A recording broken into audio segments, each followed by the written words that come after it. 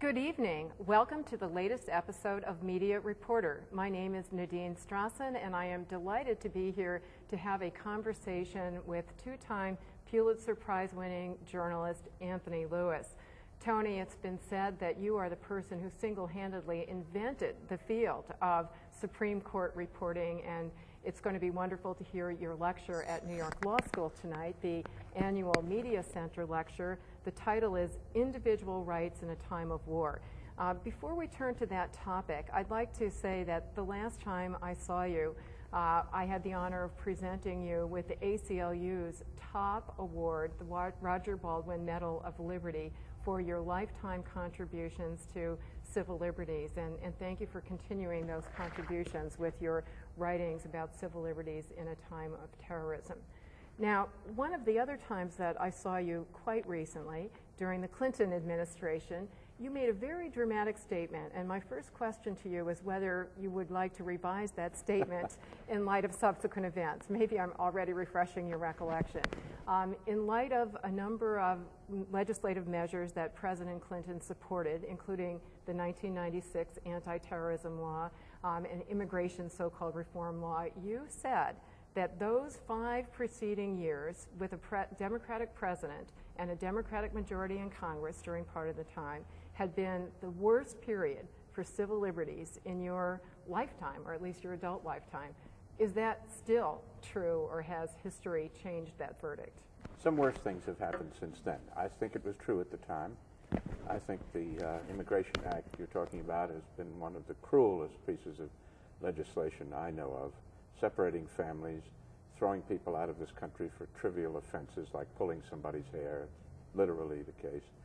And the anti-terrorism law sort of opened the way to some of the things that are happening now, and it was an outrage. You're talking about the 1996 anti-terrorism law. Yes. What was it called? Anti-terrorism and Effective Death Penalty Act, yes, ADPA. Yes. What an Orwellian term. Well, what many people don't realize is that some of the provisions that civil libertarians were able to stave off in that 1996 law were put on the shelf and pulled off again and became the 2001 anti-terrorism law, better known as the USA Patriot Act. Do you think that that law is even worse in terms of concretizing abuses or government power to abuse civil liberties? I think it is in ways, although I think some of the things that the administration has done on its own, without any statutory basis, from my point of view, are worse and more menacing because they are claims of unilateral power on the part of the executive with, as far as I believe, no basis in law whatever. And that this president has gone further than other presidents in that regard? Well, let me be candid. All presidents do things or have done things during wars when they happen to be in office that were not very nice. It was Franklin Roosevelt who took more than 100,000 people of Japanese descent from the West Coast, their homes, put them in desert camps during World War II. Maybe the worst single, in terms of numbers, disgrace in American civil liberties history. It was Woodrow Wilson, whose Attorney General arrested thousands of aliens in a night, A. Mitchell Palmer. It was Woodrow Wilson who first got Congress to pass an Espionage Act and a Sedition Act that criminalized criticism of the president in a way that had not happened since 1798. The record of Democratic liberal presidents hasn't been all that great. And it's one of the reasons why the ACLU, along with Anthony Lewis in your writings, have always been strictly nonpartisan, and the ACLU was strongly critical of the Clinton administration, as were you in your writings, of the violations of civil liberties. And with that in mind... Let me just interrupt to say, indeed, the ACLU was born, as I recall, out of the excesses of the Woodrow Wilson period, both the prosecutions and the sweep of aliens. Absolutely, and it's uncanny to see the resemblances between some of those policies and what's happening now. As Roger Baldwin, the namesake of your Medal of Liberty Award, said, no fight for civil liberties ever stays won. Well, I wanted to ask, in light of this historic pattern, which you have written about very persuasively, and in light of the fact that President Clinton reacted to the then worst terrorist act on U.S. soil with an anti-terrorist law that invaded civil liberties, gutted habeas corpus. Do you think the civil liberties situation post 9/11 would have been markedly different if Al Gore had been elected president? I'm not sure it would. I think the single most important possibility of difference would have been in the question of who was Attorney General. I will take an example not from a liberal Democratic administration, but Ed Levy, who was President Ford's Attorney General. Took him from the presidency of the University of Chicago. Ed Levy was a very conservative person, politically speaking, but he was really sound on civil liberties and civil rights and very careful.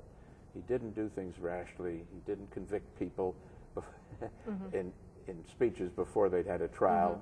And I think we would have been much safer with that kind of figure who had the, what shall I say, the inner confidence to say, Mr. President, you know, this is a tough situation. We're up against terrorists who don't believe in the law, but we ought to emphasize that we do believe in law. That's what we're for.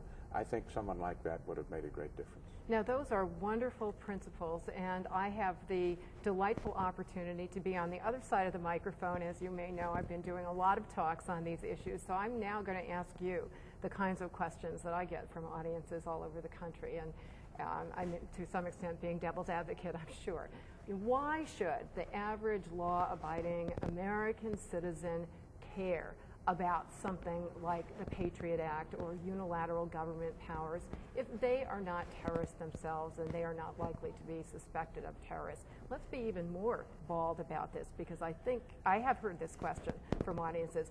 I'm not even a Muslim, or I am not even an immigrant from South Asia or the Middle East, so what do I have to worry about?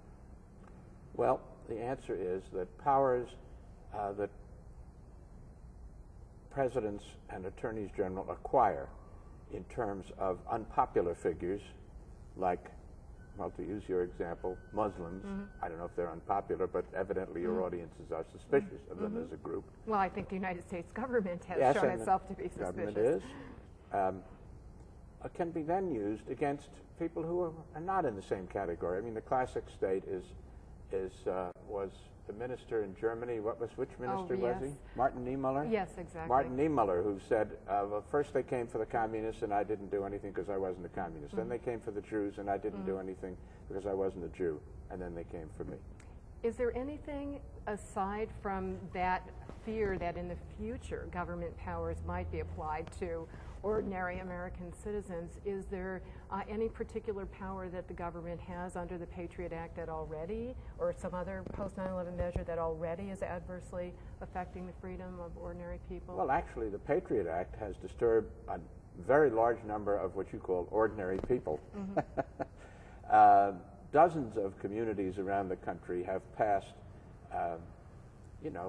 legislation or expository, protest messages of different kinds, including New York City, City Council, and many other large and small, but lots of large cities, saying we don't want the Patriot Act. And my own library, where I live in the summer, West Tisbury, Massachusetts, along with a lot of other public libraries, has adopted a resolution which requires that when people take out a book, as soon as they return it, the transaction is expunged from their records.